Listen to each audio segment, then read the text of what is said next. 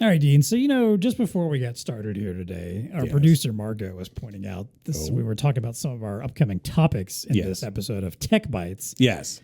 That some of them have nothing to do with technology. Yes, this is true. To which I say, have you ever listened to a TEC Bytes before?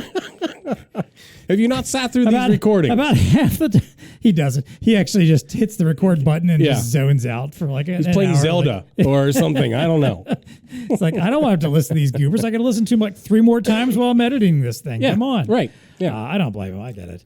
So you're saying there may be some content that's not tech related? Probably not. Yeah. And people should just expect that by now. They should. It's just a naming convention. It is. That I couldn't think of something better when we switched the name. Do we know over which to number BlueStar this Nation. is, by the way? Are we up to 20 something? Yeah. Okay. Well, it's been 5 years. So, question mark? 20 question mark? I believe we're on the 22nd edition. All right. Fair enough. If not, we're damn close. Shame on me for not knowing, but I believe that's where we are. So anyway, we're doing TEC Bytes today. We're doing TEC Bytes. All right. We're going to riff on topics about meetings and how many meetings you should and shouldn't do in a week. Yes. We're going to talk about helicopter parents. Yes. We're going to talk about common jobs. Yes. We're going to talk about James Bond movies. Oh, we are. We're going to talk about Uber. Yeah, that's going to be my favorite. We're going to talk about, what else have I got here?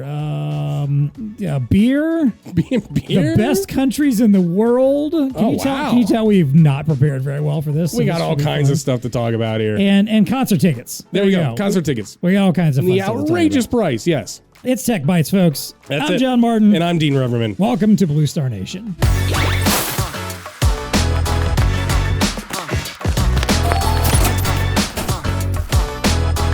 BlueStar Nation podcast is brought to you by ELO. Boost back of house performance with ELO and Epson's True Order KDS. I love seeing our partners working together. Like, hey, I got a thing, you got a thing.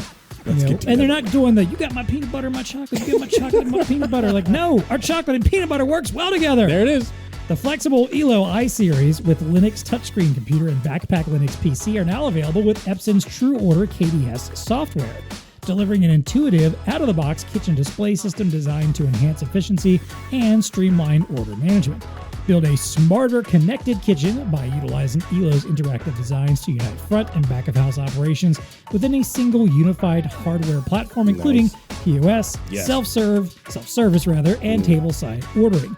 With the True Order KDS on ELO devices, try saying that 10 times fast. Yeah, really. Nope. Restaurants gain a reliable, easy-to-use kitchen display system, and that seamlessly integrates into your existing workflows. You did the whole kitchen restaurant pizza thing. Yes. Would this have been a handy tool for you? Very, very handy, yes. Wish we had this. Did your front and back of the house communicate very well? Yeah, well, it was written tickets, and then, order up kind of thing, and it's like slapping, Then you lose it and it gets all sticky. And no. Yeah. And then how do you move on to the next order? No. This is way better technology. Not a problem anymore. Way better. Order your ready-to-go KDS solution by contacting your BlueStar rep or check out the link in the show notes to learn more. All right, Dean, let's do some biting of tech and topics and other stuff. Well, Topic Bytes just wouldn't work as well. Topic Bytes would not work as well, no. Look, all right, I'm going to throw out a challenge to the BlueStar Nation audience. If you could come up with another cool title for this segment, for these episodes. For this riffing. That's not TEC Bytes. Yes. Because I know I kept the same tech thing that we used to have when we were the Tech Connect podcast. I just couldn't think of anything better, so I just stuck with it. If you think of something, send it in. There you go. All right. We'll get you something. We don't have any new t-shirts yet, but we can make new t-shirts at some point. Gift card? Maybe a gift card. There we go. Yeah, all right. We can throw money down on that. There you go. $100. Oh, wow. There you go. See? $100. Shit, I'm going to come up with something now. You're not eligible. Damn. Marco is, though. All right, so there's your challenge, folks. $100 if you come up with a fun new idea for what we can call the TEC Bytes episodes. D, what do you got to start, man? What's your first bitten Well, I'm coming out of the gate hot, and this has nothing to do with technology, but here's the headline: 9 common traits of people raised by helicopter parents. So, helicopter parents, that was that phrase that it was hot for a long time. Yeah. But now I'm bringing this up because now I think we have the opportunity to actually see what the results of all those helicopter parents have been. Was this, so what age group was the helicopter parents? When was this a thing? Was this like late Gen Xers? Yeah. Or was this the early millennials that already have kids? I think you're accurate there. Right. Yeah, I'm going to say this is the early aughts or whatever. Okay. It started becoming a thing because Yeah. So I think, from a generation standpoint, yes. Right. But if a psychologist reveals what characteristics are common and why parental actions like micromanaging, overscheduling, and shielding children from disappointment or frustration can actually leave a lasting impression long after they, quote, leave the nest. Now, I will admit right up front, this is actually an article from Parade. So it's not like it's a study that was sanctioned. So this might be a little bro science. It could be. It could be, but I think it's pretty good. They talked to like some actual doctors and psychologists. Dr. Roseanne Kapana-Hodge. Formal study, but exactly. Expert she's in accredited. There you children, go. Yeah. Absolutely. So I thought we'd just riff on some of these. There's 9 of them. So, if you're a helicopter parent, here's what you're doing. Low stress tolerance. Your kids are not going to be able to handle stress, right? So without small, manageable opportunities to learn how to cope, the nervous system doesn't build that resilience it needs to handle stress. So you've got kids running around that have no stress tolerance. Should we very quickly explain what a helicopter parent are in case someone doesn't know? Sure. I'm sorry. Yes. A helicopter parent. This is the doctor's definition. I'll give you that, and you can add to it if you want. Helicopter parents are well-meaning, but often but overly involved, constantly hovering to shield their kids from the helicopter part. There hovering. You go. Their child from discomfort, failure, or risk, often without realizing it, and it stifles the very skills the kids need to grow. That's kind of a high enough it's a great explanation. Yeah. So if you're doing that, if you're hovering over your kids, they're going to have a very low stress tolerance because you're not exposing them to stress. Yep. They're going to have difficulty making decisions. That's number 2, right? So as a result, the kids often struggle with difficulty making decisions because they never learn to trust their own judgment. Can you imagine that? I mean, I don't know. Some of these are really sad, if you ask me. Fear of failure, right? So that's another thing that your kids are going to grow up with, just a fear of even doing stuff because they're going to fail. So if failure was treated like something to avoid rather than something to learn from, kids internalize that mistake equal to danger. And that's not good. We don't want them to fear failing as if it was that, that kind of danger level to it. Low self-confidence. And in this one, this one breaks your heart too. You have a bunch of kids, who are constantly corrected or micromanaged. Now they have a low, their own low. They think they can't do it themselves. They can't do it. So they're walking around. They've got and just think about what that leads to. I mean, now you don't have the confidence to, in a work environment or in a relationship, or it just manifests itself in so many different ways, right? But it's wiring their brains and their bodies a little bit different, and they carry with a very low self-confidence. Number 5, people pleasuring tendencies. So this one was a little weird, and I don't know that I agree with it, but we'll run with it here. So what it is when children learn that approval comes from performance or perfection, they often grow into adults with people-pleasing tendencies who are unable to set boundaries, putting others' needs ahead of their own to feel secure and accepted. So I was thinking about that. I'm like, well, a certain amount of that's good. Yeah, I guess if you're in a community, right, you want to make sure that, if you're putting other people's needs in front of your own, that's not necessarily a bad thing, in a lot of different ways. So that's the only one I struggled with to see, maybe, I don't know. I could see how that's a good thing from time to time. And number 6, trouble solving problems independently. So, many of these now have raised into be adults are struggling with independent problem solving. They were protected earlier. Now they have a kind of this discomfort instead of being kind of coached through how to do problem solving. Number 7, dependency on external validation. This one to me is like just the blinking red light, because this to me is social media and stuff like that. So, the theory here is when kids are constantly directed or praised only for performance, they learn to rely on the approvals of other, right? So I can just imagine this is like posting stuff to social, waiting for those likes to come in. I feel like this connects back to the people-pleasing one, too. If we're getting into the idea that there's an expectation that everything you do, someone has to be happy about it, pat you on the head, tell you did a good job. And I think going back to the people-pleasing one, it also means that they feel this need to like constantly do things that other people are going to be happy and content with, even if it's actually not what they want to do. Right. Yeah, I see what you're saying. Yeah, exactly. Yep. Number 8, delayed independence. This is when, when you get to be my age and you still have kids in the house, it's like they call it failure to launch, right? Which is leaving the nest type of a thing. You want your kids to be able to be independent, right? And at a reasonable age, not well into their 30s or whatever. Right. And then finally, low risk tolerance. So they're just not very risky. So when you think about it, if you're a helicopter parent, you are raising kids that have a low stress tolerance. They're difficult making decisions, fear of failure, low self-confidence, trouble problem solving, delayed independence, and low risk, just to name a few things. I mean, it's like, that's quite a list, isn't it? It really is. And then when you think about where we're at in as a society, it's like, man, and as we talked about in another podcast, COVID exacerbated a lot of these things, and these things are pulling through. So you have kind of this, the perfect storm, if you will, of kids that are, had to have been sheltered, through COVID, but then God forbid you have a helicopter parent on top of that. Oh my Lord. Yeah. It's difficult. I mean, obviously I've a little more recently than you gone through, the very young child, experience. Yep. And there is, you want to be a good parent. You want to make sure that nothing bad's happening to your kid and keep them safe and keep an eye on them. But having learned about the helicopter parent phenomenon beforehand, I did feel like I had to be a little bit cognizant of all right, there's times when I've simply got to step back and let my kid make mistakes, let them mess up, let nature happen, let them learn, let nature happen. I think that has become a little more.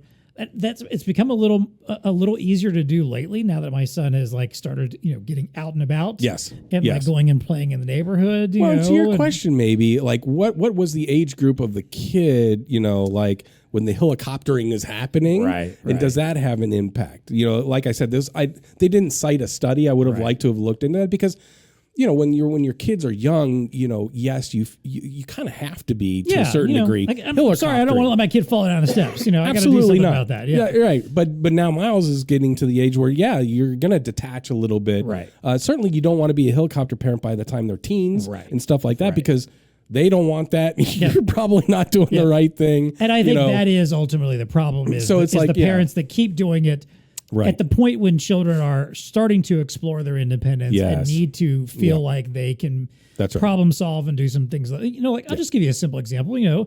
My son's doing soccer these days. And I have learned, we've reached a point where for soccer practice, I don't feel the need to be there and watch every inch of his practice. One, because I'm not the one who's supposed to be teaching and coaching on That's anyway. right. But also because I'm not concerned about him getting into any kind of trouble or doing something he shouldn't be doing or whatever. So it's like, hey, I'm going to drop you off at practice. I might go take a walk around the park. I might go run a couple errands, come back and pick you up. He's got his little smartwatch. He can call me if there's an issue or anything that he needs me for something or whatever. Yeah. But I don't have to be there all the time. Same with him getting out and about and doing things in the neighborhood. Like, hey, tell me where you're going. Be back by this time. Have a way that I can communicate with you. And I'm going to trust you to make some intelligent decisions and reach out if you need something. And I think that's... Yeah. Again, I know that can be scary. I understand. And I think maybe that's, I guess we may have reached a point where parents just were too scared to. And part of that might be a product of just the world sometimes talks about all the scary things. Yes. Yeah. I think it's, and amplifies it unreasonably. They're on social media amplifying things unreasonably. It's a running thing that people always act as if the world is so much scarier and more terrifying and more awful and more dangerous now than it was when we were kids. Yeah. In reality, it's not. I mean, there are things that have changed. There are things that are different. There are always things. But you can argue the cyber world's even scarier than going out. Yeah, exactly. I mean, I think about my childhood. I left the house and I came back when it got dark. Yeah. And it's but I found stuff to do and I'm still here. And I mean, as long as you're teaching your kid the right things, teaching them hey, don't get in a van with strangers, That's right. Don't take candy from strangers. There you go. Trust your instincts. Some basic stuff like that. Don't do things that are stupid that you're going to get you hurt. Wear a helmet when you're on your bike. If you're following that stuff, but have to again live with the assumption that yes, there's going to be some mistakes. There's going to be some bumps and bruises. Yep. Can't tell you how many times my kid tore his knees up before he figured out how to properly manage a scooter or whatever. Sure. But if I didn't let him go out, a few times without the knee pads on, he never would have learned. He would have just assumed, I can fall as much as I want. I'll always be okay. Yeah. Good stuff. It's a hard balance for parenting that I understand the helicopter instinct, but I also I'm glad that we've gone through this phase where enough people learned how problematic that is that now we realize let's back off a little bit. We don't need to be that involved. Let them go out and fall a few times and be there when they really need us, and not just because we don't want anything ever to happen to them. For sure. All right, what's your first one? I'm going to kick us off here with talking about meetings. Oh, meetings. How much do you love all the meetings? Everybody loves meetings every week. Yeah, I mean, I just look forward to all the meetings that are coming up. Just, you see an open couple hour block on your calendar, and then John schedules a podcast for you. Right. I was going to say, have you seen my schedule? Or, you're looking at your Friday and you're thinking, maybe I can wrap up a little bit early and start my long weekend. Yes. And someone schedules a meeting at 4:00. Yes. You're shaking your fist to the heavens. Right. Yeah. Well, what about the idea of a no meeting week? Oh, no meeting whole week? A whole week. Okay. With no meetings. Yes. Just you working on the stuff that you need to work on. Like a great concept. Sounds amazing, doesn't it? It does sound amazing. Now, there's some people that might say, no, that's stupid. We can't possibly do that. But companies, there are people that are recommending this to some companies, and some companies have actually tried it out. So this particular article from Fast Company talks about a VP of client relations for a PR agency who convinced her leadership team to cancel all meetings for a week. Wow. She mentioned that her schedule typically had over 20 meetings in most weeks that were filling half of her schedule. The article also notes that most people spend roughly one working day of every week in meetings, or 23% of their time. That's incredible. I would argue there's some weeks that I spend more than that it's probably more like almost 2 days worth of my time potentially in meetings. I mean, I try to put myself in a place where I don't have to be in an excessive amount of meetings, but it does happen sometimes. So the suggestion is maybe, finding a way to remove meetings maybe once a month or once a quarter from people's calendars and letting them focus on this concept. Pure time to just focus on doing their work. Yes. Doesn't mean you can't meet if you need a reason to. Yes. But maybe not pre-scheduled, those weekly cadences you always have to talk about this thing or the. So are they advocating one day is that you can't do cadence meetings? Like one day is you try to deliberately keep probably the part of the article also suggests that some people have tried to just doing a single day, like no meeting Fridays. Oh, I see. Right. Yeah. As someone who's for some reason finding myself in a lot of meetings on Fridays lately, that is a day that I think a lot of people would typically want to wrap things up, coalesce their work for the week, and put themselves in a mindset to be ready for the weekend. You could never do a no meeting Monday. Because Monday is the kickoff of the week, and all right, we got to meet. We got to get our shit together. Let's all meet. Yeah. So basically, they're just recommending think about this. Think about ways to. They mentioned the AI of it all. That maybe using AI as a way to empower people to step. Or also, I think the bigger part of this too is the idea of empowering people to potentially step away from meetings so they can focus on their other work. Which again, a lot of meeting applications now obviously have the option to record, but even better, a lot of them have AI built in now that will create a summary of a meeting. How handy would that be if you're like, hey, I'm going to skip this meeting. I don't necessarily need to be overly involved. I still want to know what was discussed. I want to be Give me part the of highlights. That's right. I got other things to work on. I'm going to use this AI tool. I think that's how this is how AI is going to help us be better employees and even more efficient than we are today. I'm fringe on this, whatever, this group, this scrum that's going on. Right. Give me the highlights, give me the AI, give me the cliff notes, whatever, what happened, and I'm good to go. I do like one concept in this article. It talks about one day of deep work. If I could have that, I mean, to me, that's for whatever reason, that's really ringing with me, because when I do have it's extremely rare, but if I have nothing to do on a particular day, I intentionally go into that day what is the most severe issue or problem I need to work on? Right, because I know I can put some quality time behind it. Yeah, I'm still going to have email coming in. So we need a no meeting, no email day. That would be what? No meetings, no emails, no chats. No I don't text, even know that I could mentally do that, because I can stay on a topic for Yeah, I mean, I can go an hour or so, but then I got to do something else for a little bit. But I do like that concept. I do too. Of a deep work day. Yeah, if I don't have meetings, I can focus. Well, as on someone, something. I do a lot of writing, and writing is one of those things where when I want to get a real writing project underway, I very much need to have 2 or 3 hours of time. Yeah, that you got to focus on. I can just focus and dig into it, because the more distractions, the more I step away. It just takes longer. Yeah, it takes longer. The worse I get off track. I lose my flow. Because sometimes, 100%. And I know a lot of folks, especially in creative positions or whatever, like a lot of times, a lot of the work that's happening is actually happening in your head before it's actually getting out into whatever platform you're putting it into. Yeah. And if you get interrupted, sometimes that work, I couldn't tell you how many times I've like, man, I know an awesome point I'm going to make in like 2 paragraphs. That's going to like just be the killer part of this article. And then someone calls or I get an email. And I go off on a tangent. I come back. I'm like, damn it! I forgot what what was that topic going to be? What was that awesome point I was going to make? Well, here's my slightly less awesome point I'm going to make. Like, I'm sure you noticed on my calendar, I like blocked whole days in the lead up to VARTech. It's like, dude, bro, I can't have. I'm just booked. And you were like, hey, are you really going to be busy? We got to do this one little thing. I know. I was like, hey, we got this one thing we got to do. This podcast we got to record. So good stuff. But that's just it. I think it leaves you the option where people can come and interrupt if you're willing to give them the interruption. But if not, you can comfortably say, nope, sorry, I don't have time for you today. I'm booked all day long. And even though the reality is you're booked with doing what you need to do, and not necessarily just a free time for another meeting, that can be beneficial. So yes, sir. Give it some thought. Figure out ways that you can, if you can't do it at an organizational level, maybe try to figure out some ways in your own workflow that you can actually do it instead. All right, what do you got next, Dean? So I got the most common job in every U.S. state. Now, this one's a quick one. It's one of those visual capitalist things that you and I both love. I got one on this too. So you got to go to the link and look at this. But I just found it fascinating. So what it does is it delineates by state what was the most common job in 1998, and then what was the most common job in 2024. And what it revealed is as follows. So this is really great? Fun to look at too. It's really fun to look at. But so the most common job, 1998, what do you think it was?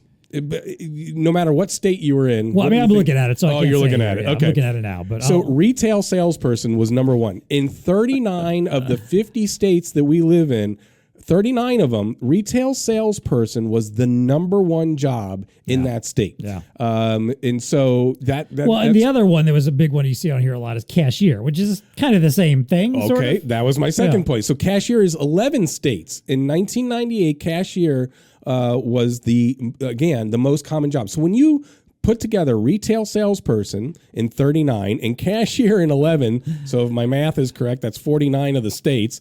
49 states, you're one of those two. Now they do have territories in here like Guam and stuff like that. But it's a little less than 49, I think, because but you're close. Yes, I think it was almost 40. I think is what it looks like. Okay, so that's a lot of people, right? Yeah, that's a lot of people doing those types of things. So now, when you counter where we are in 2024, this is crazy. A fascinating spectrum of what we've gone through in the last 20 years. It really is 25 years plus. There you go. So today, first off, going back to the ones that we just talked about, cashiers. Again, 11 states in 1998, including, by the way, the great state of Kentucky that we're in. Yeah. That was the most common job. Today, it's just 2. Cashier is 2.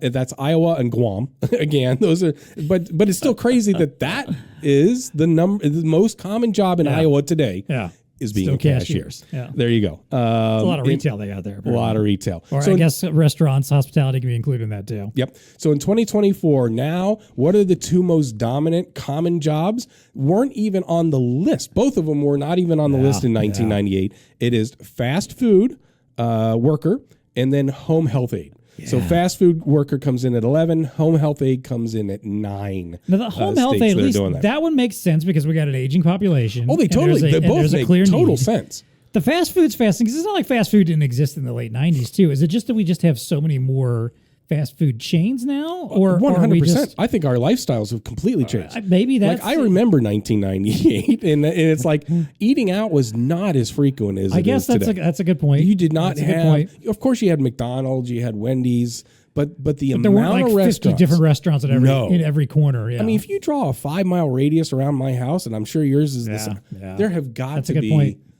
in excess of 30 restaurants easily. Yeah, easily. That's a very good point. So yeah, I mean, but you often hear the commentary about when people talk about how manufacturing jobs have left, and what are people doing today? Well, they're doing fast food work, and they're doing home health aid, and I think that this data kind of reinforces that.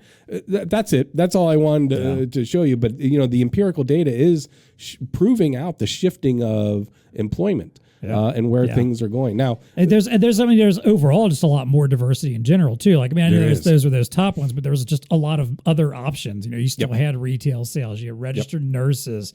It's ops managers, which I think that's what Kentucky's now is, ops managers, which I guess speaks to I know here in Northern Kentucky in particular, this is a huge distribution area, because this is a big central kind of hub to the U.S. where you can reach most of the U.S. within a day or two easily. So I suppose that probably has a lot to do with that.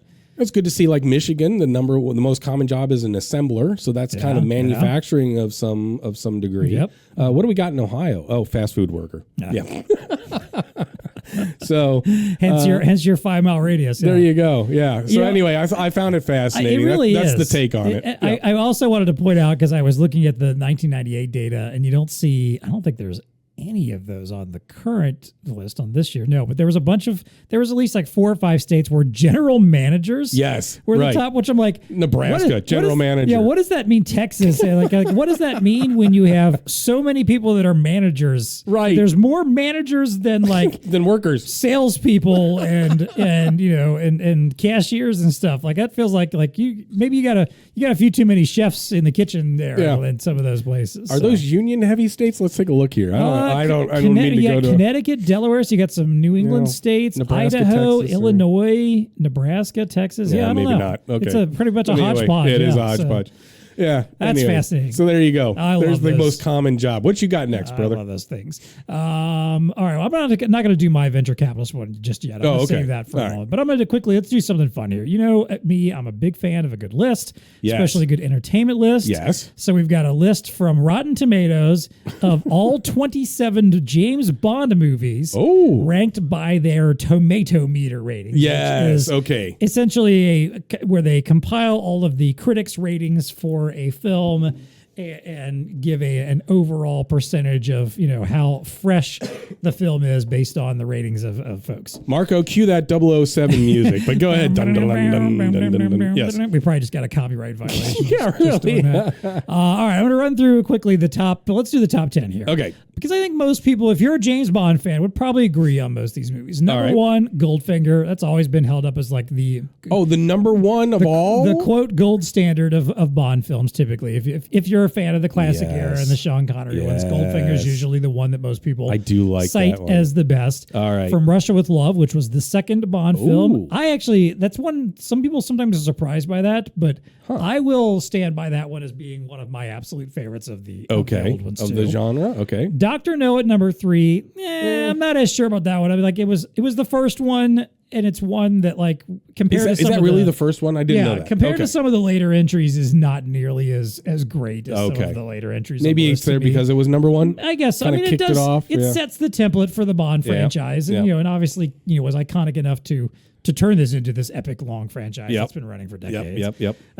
Casino Royale, the newer. I like that one. The newer version with what's his name, Daniel Craig playing Bond. Yep. I will concur a lot with that one too, because that's a great one. The next one's my favorite. One, this is my personal favorite. It's mine too. Skyfall. Yeah, that's a great one. My God, what an amazing film! Yeah. I still hold that up as.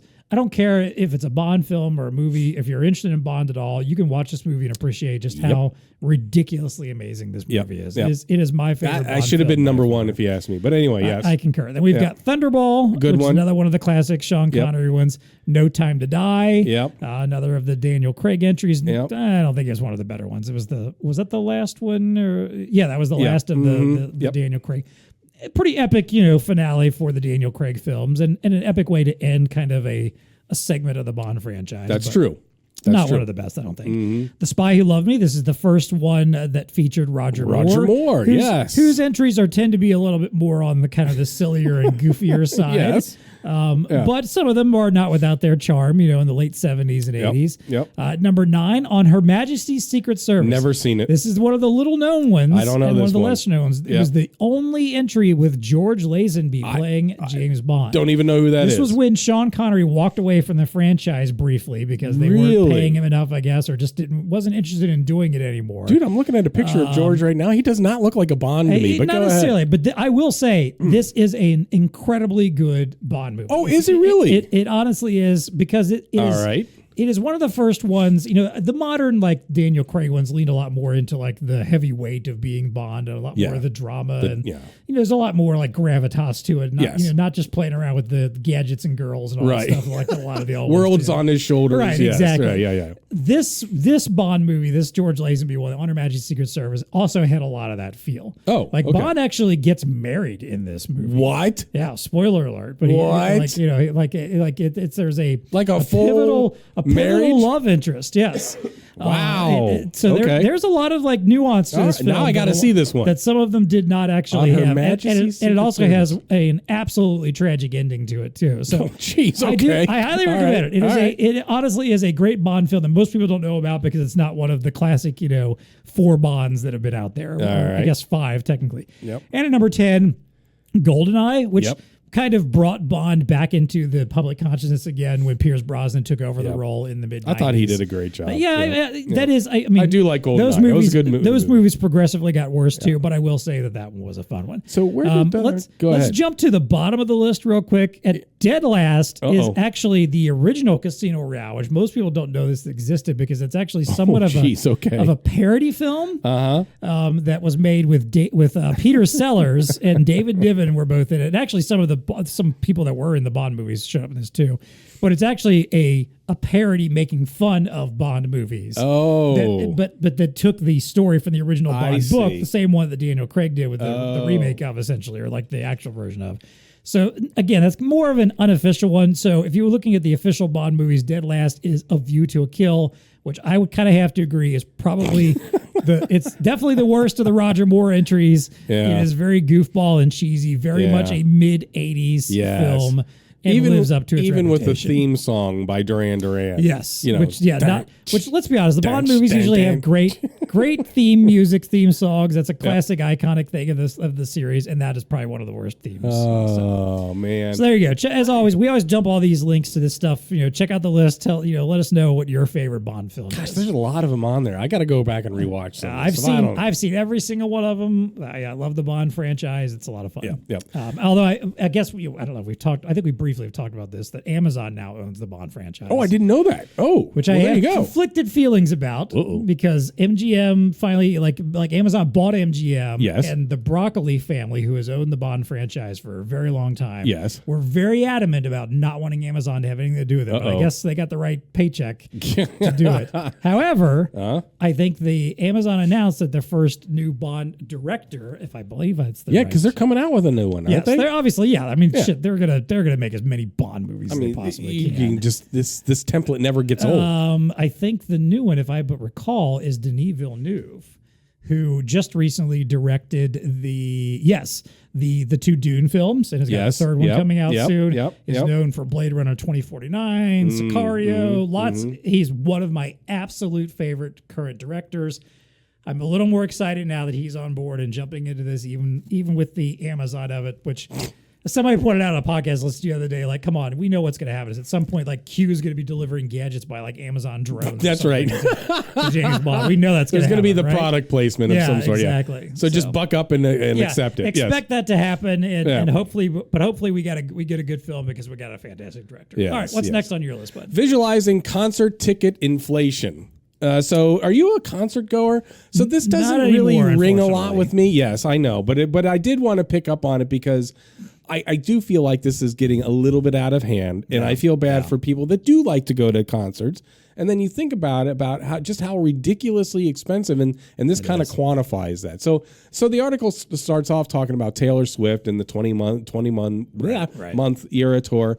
Do you know what the average ticket cost was for that, by the way? They were pretty absurd, from what I recall. $1,088 per ticket to go to that. Holy holy moly, that's all I got to say here. Yeah. But anyway, if you look at they've got this nice little graph here that shows, and recently it has spiked tremendously what the costs are.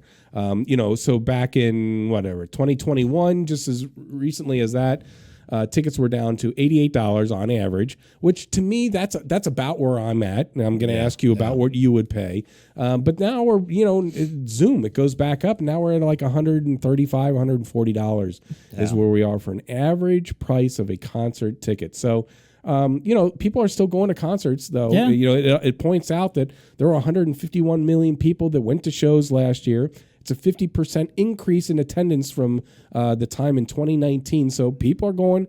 People are spending this money. Maybe I'm feeling bad for the wrong reason. I don't know.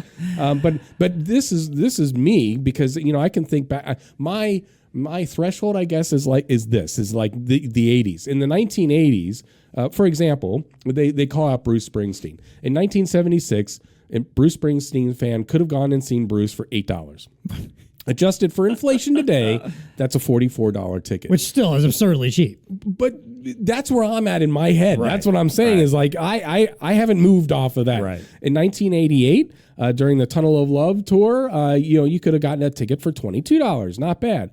If you tried to get a ticket to Bruce Springsteen just last year, $150. Yeah. So it's like, $150. And I'm sure that's not even for like a good, like that's not like a floor. Oh no, you are in the nosebleeds, dude. Yeah, that's you watching most of it on a big screen and kind of seeing tiny Bruce dance around on stage. Yes. So when addressing the Rock and Roll Hall of Fame in 2013, Alan Krager, who was the former chairman of the Council of Economic Advisors, said, the price of an average concert ticket increased by nearly 400% from 81 to 2012, much faster than the 150% rise of overall consumer price inflation. So there you go. Does this pricing is this for like if you're buying the ticket directly originally, or is this also take into account the resale pricing?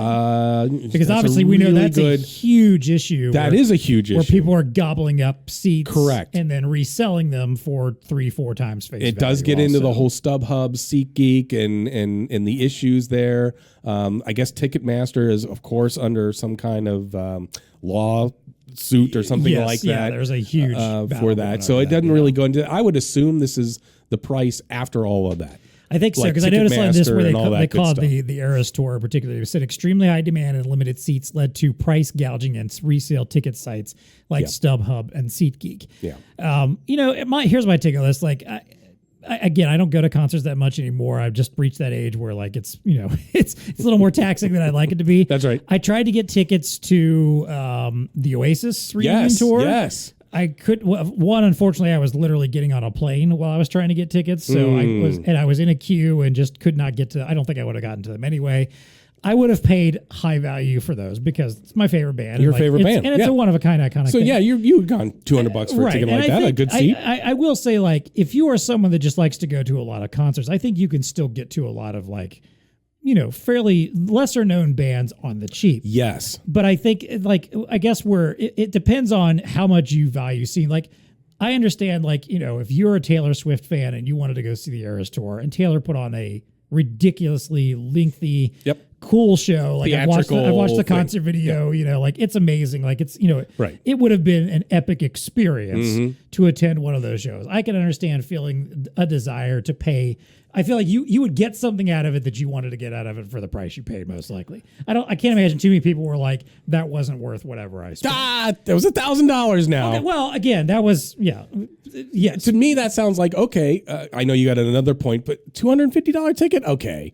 Compared to like going to see Cirque du Soleil or some other theatrical. If you got the original price and paid that, fine. But yeah, if you just were desperate to go and paid $1,000 for a ticket, I don't know that. Again, if you're a diehard fan, and I love Taylor Swift, but if I'd had to pay $1,000 for a ticket, I might have been like, well, one, I just wouldn't have done it. No, but it might have also been like, I don't know. I just don't know that this would have justified it unless it was just like a transcendent experience. I'm pretty sure the most I may have ever paid for a concert may have been like $100. Yep, that's where I'm at. I don't know. I was going to ask what but your I also threshold remember is. once upon a time when I was, when I did go see a lot of shows, like I probably never spent more than maybe $70, $80 for. No, I can remember like $20. Oh yeah, yeah, $40. Going downtown and going to Bogart's and seeing, spending $20, $30 there to see, a band that would maybe be huge in a couple of years and getting, or even ones that were already kind of big. And yeah, I don't know. I don't know. Again, I would need an epic level experience. I would need all kinds of swag. I would need a meet and greet with the artist. But if it's just like watch them go play the hits and that's it, and it's like in an hour, maybe an hour and a half, like. Well, and maybe the commentary is that we're willing as a society to invest in these experiences. That has been talked about, right? Like people are willing to spend money, especially post pandemic. People were on experiences. That's why the industry has bounced back so well, I guess. And maybe it's a little bit of that. Maybe it's also the fact that people can sell their tickets because there's a country music festival that comes up in my neck of the woods every year. It's the VOA whatever country music thing. It is expensive. It's like a 3-day ticket. It's close to $1,000. And it's like, what? But if you resold, on a night that you didn't go and you could make a little bit of your money back and, play that game, I guess. Anyway, it's gotten very sophisticated. Gone, by the way, are the scalpers, because this article does talk about, how the whole Ticketmaster thing and stuff like that was actually meant to try to thwart the scalping. But what it actually created was this environment. It just shifted. Created a whole different place that people do. That's right. That's right. What's your next article? All right, let's get into another one of these visual capitalist surveys and rankings and whatnot. So what are we ranking? We're ranking the best countries in the world. Okay. Oh God, I hate if you're like where we're going to be. Oh boy, how arbitrary is this? Yeah. So let's talk as always about some of the entomology of this particular. All right, sir. And how these rankings were determined. So here were the categories that the best countries are ranked on. Movers, as in basically like people moving to these countries and why they were moving there. They were different, dynamic, and unique. Apparently, the attributes tied to that. Okay. Quality of life. Okay. Entrepreneurship. All right. Agility, which is defined as being modern, adaptable, and responsive. Social purpose, so they're getting into ethics, equitable, climate-focused, countries. Open for business, as in like they're low cost, tax friendly, and efficient. All right. Cultural influence, adventure, power, and heritage. They ranking. They said countries had to meet certain GDP and tourism thresholds to be included in the survey. Okay. Have you looked at the list yet? I'm just now looking at it. Number one, Switzerland. Switzerland, yes. Which I feel like most of the time you do these lists of best anything country.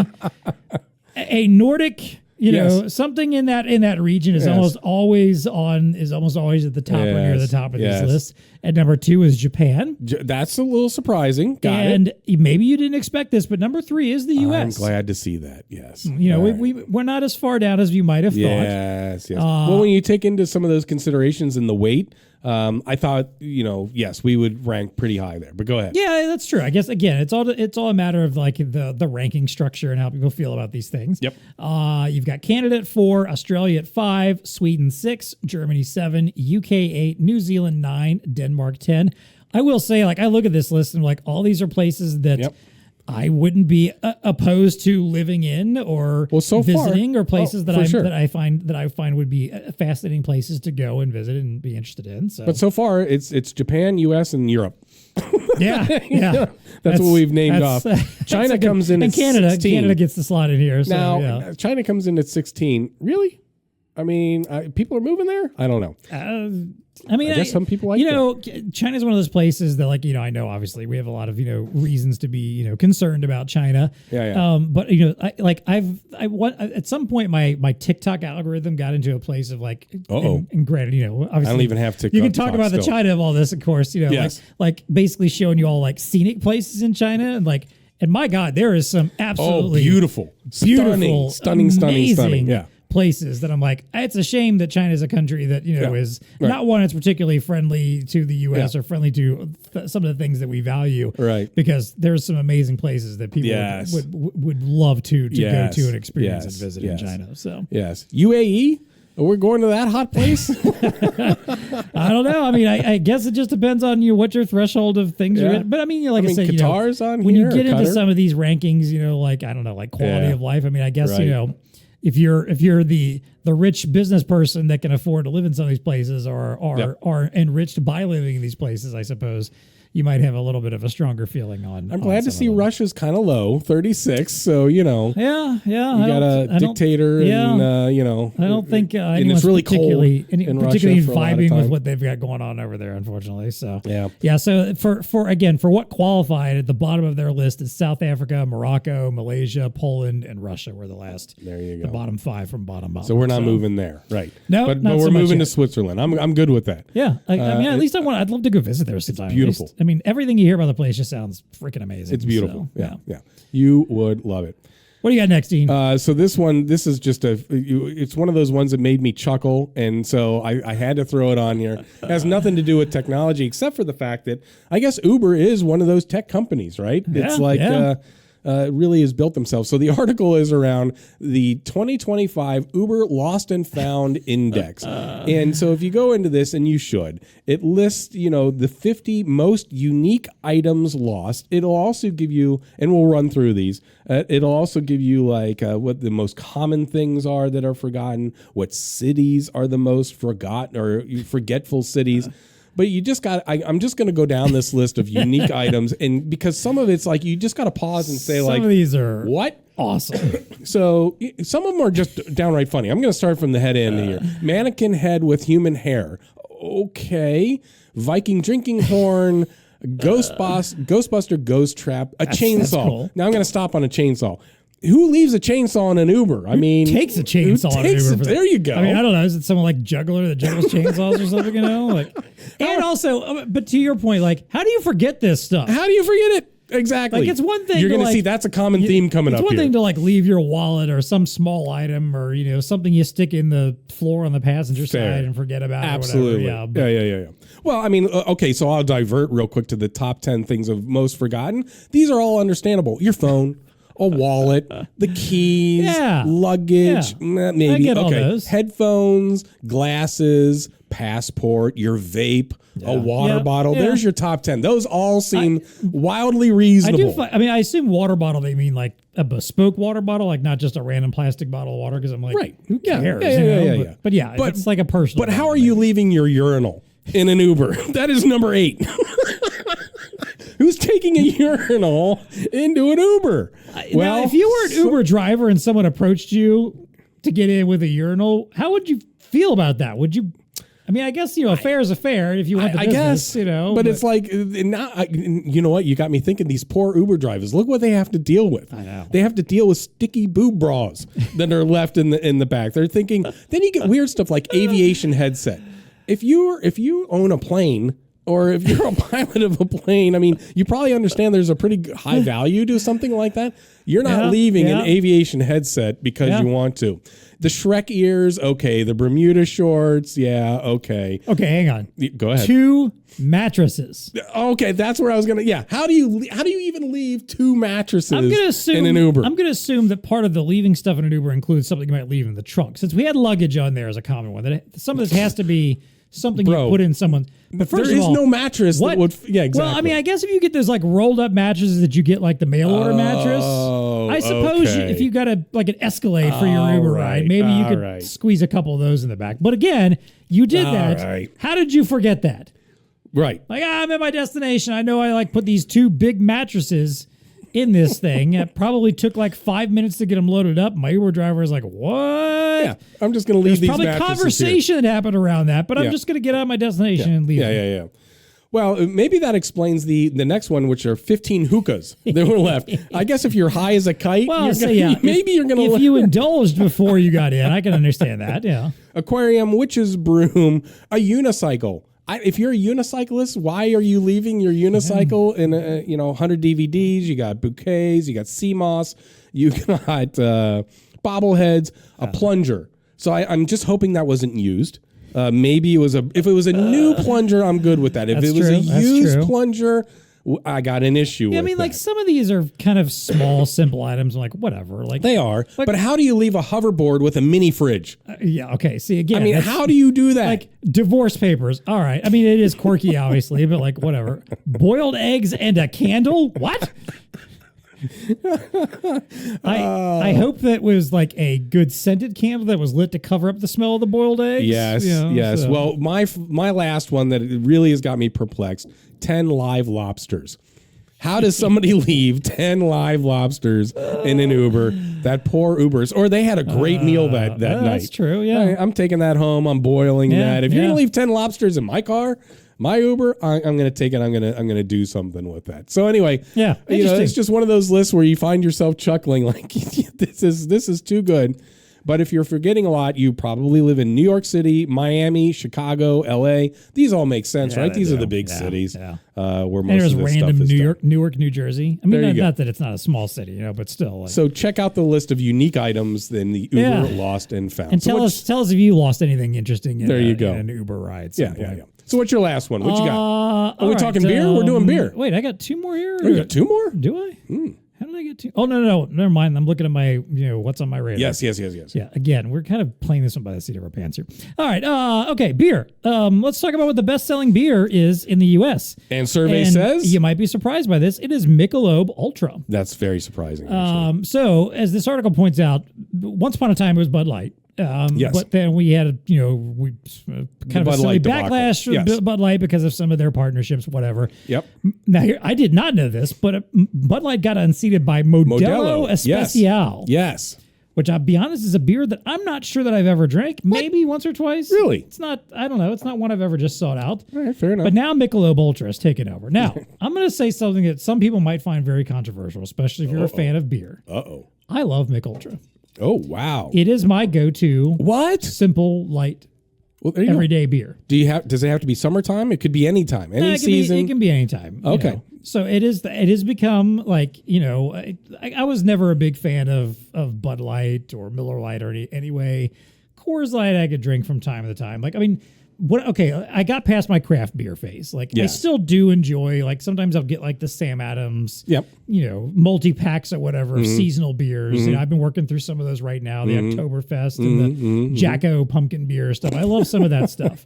And I'm not as much of I'm not the beer snob, and I was never an IPA guy anyway, but I'm not the person that would just only go out and buy the craft beers and nothing else. All right. So now I've reached a point where I'm I just don't do those as much anymore anyway. So if I'm going to, and I'm honestly not as much of a beer person, I'm more apt to drink some bourbon, or rum or whatever these days. Same here. But if I'm going to if you're going to have a beer, and it's also because my wife also enjoys this one as well. It's a beer we can both agree on. It's going to be a Mich Ultra. There you go. I've told people about this, and they're just what is wrong with you? That's an awful garbage beer or whatever. I'm like, you know what? It is a perfectly fine. If I just want to drink a couple beers, I don't want to have too much to drink. I might be one of those that in the garbage beer category, but I haven't had one in a long time because when they came out, it's like I can remember when beers like this started coming out, and it was still in the phase of. No, we smoke regular cigarettes, not light cigarettes. We drink Bud or Miller. Right. We don't drink Miller Light. It's got to be the hard stuff. So now that low calorie stuff. Who's worried about low carb? What exactly. Snicker. But we're also living in the era of the GLP weight loss drugs and stuff. Yes, a lot of people are dialing back their intake on a lot of things. Oh no, this is very in vogue. That's why I'm saying maybe I should retaste this. Based on your recommendation. I'll bring you a can next time. Okay. Can it be a bottle? We usually get the cans. But okay. And I will say I kind of like the cans a little over better the bottle. Than the bottle. There I still pour it out. I don't drink it out of the can. Oh, okay. All right. I got you. But all right. So there's a little something about me. Maybe fair enough. Maybe you think a little less of me because of that. But Mich Ultra. I like Mich Ultra. Apparently, you are actually a part of the trend. I know, but that you're in the majority. That kind of upsets me a little bit because I've always been one of these people who's I don't like following the trends. I like being rogue over here on the side. I'm in my old age now. I'm fully willing to be what's everybody else doing? All right, cool. You're in vogue now, bro. I'll do that too. Yes, sir. All right. So yeah, that's our Tech Bytes. Yes. soon to be potentially renamed. Before we wrap things up, as always, and talk about what's on our radar, a quick note about what's happening around BlueStar Nation. We referenced this briefly in our VARTech recap last week, but if you didn't listen to that because you're like, I don't want to hear these guys talk about this show I didn't get to go to, or the show that I did go to. Yes. We've got a cool new initiative that's launching in 2026. You'll be hearing a lot more about this in the weeks to come. It's called BlueStar Academy. The basic premise behind this is pretty simple. You told us that you're having a hard time getting your reps trained and ready to roll out. Maybe you can teach them good sales skills. You can teach them the basics of how to work within your company, but understanding fundamentals about the kind of technologies that you sell, barcoding, RFID, POS, digital signage, all that fun stuff, understanding how this channel works, understanding the kinds of questions that they should be going out and asking customers to help determine what solutions are right for their business. You might have been struggling with all that. It's a lot to do, especially if you have, a lot of turnover, you're bringing in a lot of new reps, people that are not in the industry, and you got a lot of stuff going on. Yep. Well, guess what? We're here to help you out. We got an answer. Yeah. So we built out this entire training initiative to let you send people to us, whether it is in-person sessions or we're also going to have online courses that are going to be available to just give your folks the fundamentals, or for folks that maybe have already been at it for a while and maybe they're shifting focuses. Maybe you're bringing in some new technologies into your business, or they just need a refresh on what's new and what's hot, because technology is always changing. Sell. Yes, absolutely. How to sell solutions. We have a whole segmented part of this or that. So basically, we're offering this training up. It is at essentially low to no cost. Absolutely. If you're going to do it for the in-person, you just got to get people here. That's right. The rest is on us. Get them here, put them up for a couple days, and we will take care of everything else. We'll take care of the training. We'll feed them. We'll entertain them. Yep.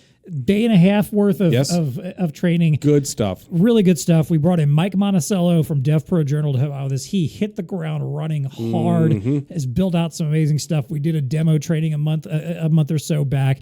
I cannot talk highly enough about how cool this program is. Yep. Look for information soon. Right now, you can probably go to the show notes and check out a little preview of a video of some content we shot at VARTech to understand a little bit more about what it has to offer. But very soon, we will be opening up for people to register for sessions in the coming year. I believe the plan is for our first one to be barcoding, intro to barcoding and RFID. We did the survey, sometime in Q1. Yeah, absolutely. We actually surveyed folks at VARTech, and that's what they said they wanted. So look for that sign up soon.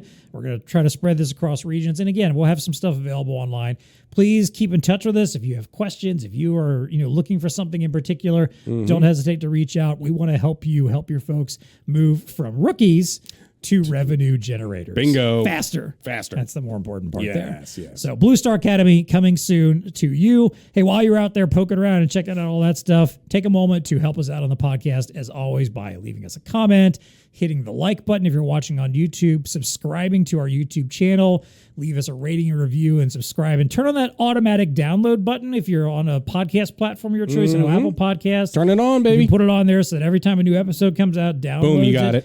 I don't care if you're not even listening to every episode. Just do that for us. Leave it there for a few days before you delete it or whatever. The reason why is because it actually helps out. It helps our show grow. It helps more people find us. Recommend it to your friends, to your colleagues. Have people check it out. Hey, like episodes like this, TEC Bytes. Maybe you have a friend that's not in any way interested in what you do. Every time you talk about barcode scanners, their eyes glaze over. They're like, oh, God, he's talking about RFID again. Fine. Send them a TEC Bytes episode. That's something fun that anybody can get into regardless of what they're interested in. There you go. But please give us a chance to and get some of that stuff to us. Reach out to us also if you have ideas of topics you want on the show. If you got a good TEC Byte for us you want us to talk about, always find us on the BlueStar LinkedIn page. We post about the show every week there. Or reach us by email anytime, nation@bluestarinc.com. All right, D, let's wrap things up. Let's do a little what's on our radar. To the radar. Where we basically just do another TEC Byte, essentially. Oh, I do. Yes. What else is on your mind? What else are you talking about? I pulled one right for now? you because I figured you might like this one. All right. Let's hear The it. headline is The Most Beautiful English Words According to Linguists. Cellar door. Oh, you already knew that's 2 words, but that is one. That always, is on the list. It's considered as the most powerful, beautiful phrase. I remember that from. There you go. Did you ever see the movie Donnie Darko? No. That was mentioned in that movie. That's where I first heard that term. Okay. Cellar door is Cellar door. Beautiful phrase in the English language. That is the most beautiful Sorry, phrase. I didn't mean to steal your thunder. I knew you would be into this. Because I didn't know if that You're actually was going guy. to be on the list, but I love it. So what this article does, it just pulls like 6 different linguists and and pulls words that they've compiled lists from. Right, And then so for example, the first one from linguist Dr. Robert Beard, who compiled a list of his personal considered 100 most beautiful English words. First up, probably because it's alphabetical, allurophile. What? Exactly. Which is a cat lover. That's what that means. I was going to say, you know I'm a word guy, and even I didn't know what that one was. But the word linguistically is beautiful. I mean, it is a cool sounding word. I'm not a big cat guy, but okay. All right. The next one on the list, so from wordsmith David Crystal in 1995, felt the word tremulous was a very whatever. I like it. Sexy word. That's a good word. That's shaking and quivering slightly. I recognize that word. That word I know. Okay. The next one you'll recognize as well. It's probably a popular word in romance novels, I'll bet. Oh, you think tremulous. Yeah. She was tremulous. And you have to read it in that way. And you got to have Fabio on the cover. That's right. The next one, according to Wilfred Funk, is murmuring. Murmuring. That is a good word. Is that funk as in Funk and Wagnall? Funk. I don't know. Maybe. Did you ever get the Funk and Wagnall encyclopedias back in the day? No. I don't know. That was like I think probably like the slightly lower level. So he's a lifelong Britannica. lexicographer. Lexicographer. I'm sorry. Yeah, lexicographer. Not one of the most beautiful words in the English language. Maybe it's not the same guy. I don't know. Anyway, I got three more for you. There. Yep. Lucy Bella Simpkins put it on hers. I guess she's a famous linguist in Britain. Nefarious. Oh, okay. Nefarious is a good Nefarious, yes. Staying in the UK, the British Council, a UK organization on cultural relations, conducted a survey in 2004 amongst 40,000 non-English speakers to find out the most beautiful word in English, and they said, mother. I don't know. I like your reaction. Mother, it's like, yeah. I guess if you're speaking from a more of a metaphorical right. All of us have a mother. The power, yes. It's a resonating idea. I understand. But if we're talking pure linguistics... Not so sexy. No. Okay. So the last one I got here, 1911. I'm walking as fast as I can away from a joke right there. Hit me up, nation@bluestarinc.com, and I'll tell you what it was. There you go. New York lawyer James Shea. The last word is radiance. Okay, that's another good one. I like that word. That's a good word. Like and then it ends on the cellar door, but you already blew that one as the most popular phrase out there. So there you go. There was my what's on my radar. I figured you'd like that. Good time. Being a linguist yourself. Yes. Now, I just got to figure out a way how I can use every single one of those words in like an article or an episode of the podcast. Yes. Although allurophile, that's going to be a hard one. That might be a hard one to do, yes. I'm going to have a hard time. I hope I'm pronouncing it correct. There you go. I guess. Allurophile, yeah. I guess that looks you know me and my pronunciations. I wouldn't have. So it's a cat. You said it's like lover. It comes from the Greek word alluros, which is cat, and phile meaning lover. I just wouldn't. So like the phile thing, obviously. Yeah, I knew that part, but like I didn't know that a root word for cat was allura. Interesting. Alluros. Technically, Alluros, that's the Greek. Yeah, okay. Okay. Yeah. Just that's not what I knew. All right. Yeah. There you go. All right. So here's what's on my radar. Yes, sir. Do you still think that your phone is listening to you? Yes. All right. Yeah, I know it is. It is. Because if I say that magical phrase, it's going to wake up. Well, okay, there is that. But that you're being like served ads and content and whatnot because your phone is listening to you. That I don't know. Now, there's been a lot of obviously hot debate about this for a long time. There's even been lawsuits around it. Yes. There was some lawsuits around Apple and Siri and like what it was actually listening and how much it was listening. But, all right, sir. However, we're finally getting some definitive data-backed, a lot of people putting the time and effort into it, that no, your phone isn't actually listening to everything you're saying, but the truth is even worse. Oh, no. So this is a fascinating article on CNET. I highly recommend digging through it. But essentially it says, they spoke to a lot of data scientists, a lot of folks that basically are like, no, there's been a lot of testing. There's been a lot of proving ground. There's in fact been a lot of legal pieces to it because again, this would be technically very illegal for your phones to be actively listening to what you're saying and using that to determine ads to feed to you and content to feed to you. And all right, even so though again, people ultimately will often think like, well, I was happen to be talking about this, and next thing I know, I saw an ad or a Facebook post about that. However, what it actually comes down to apparently is, and as marketing folks, I guess we should kind of be, aware and cognizant of this. But basically it says you do get your ads that are fed to you for a reason. There's essentially 4 key components into this. Platform, so the platforms that you're on, Instagram, YouTube, Facebook, TikTok, etc. Yep. Basically, they consider that as the home turf because the platforms themselves, they are watching and paying attention to what you're doing within those apps. Okay. They're not listening broadly necessarily to everything you're up to, but they are paying attention to what you're doing, whether it is what you're clicking on, what you're interacting with, what you hover on, what you hover on, who you are connected with, what you're following, what seems to resonate and work with you, what you may buy as a result of those platforms. Okay. Then there's the advertisers themselves. Yes. Whether it's brands, whether it's nonprofits, whether it's campaigns. They have goals, obviously, to get people to click and check out things. And obviously, when you're doing that, when you're engaging in some way, whether you actually do end up buying or not, or an ad is fed to you and they know who you are, and whether you interact in whatever way, that is also providing information that, is being fed into a machine somewhere, essentially. There's the identity providers. They call these the matchmakers. So these are companies that link records that belong together. So they're connecting your email to your phone number, to your television that you use, your laptop, the social platforms you're on, your Wi-Fi network. That's part of the... they're the connector that connects all this stuff together. And then finally, the data brokers, the collectors and wholesalers. These are the firms that are buying information, that are scraping information, that are packaging information, and they're going out to the marketers and the advertisers. Selling all that. And saying, hey, you want to reach people that are 18 to 24 in Southern California that are interested in beer and are also purveyors of football. Yep. Hey, here's your list. Here's a list of all those people that we've gotten from all this other stuff. Now go feed an ad to them that just so happens when they're sitting around talking about having a beer. Look at that. A beer ad shows up on their smart device.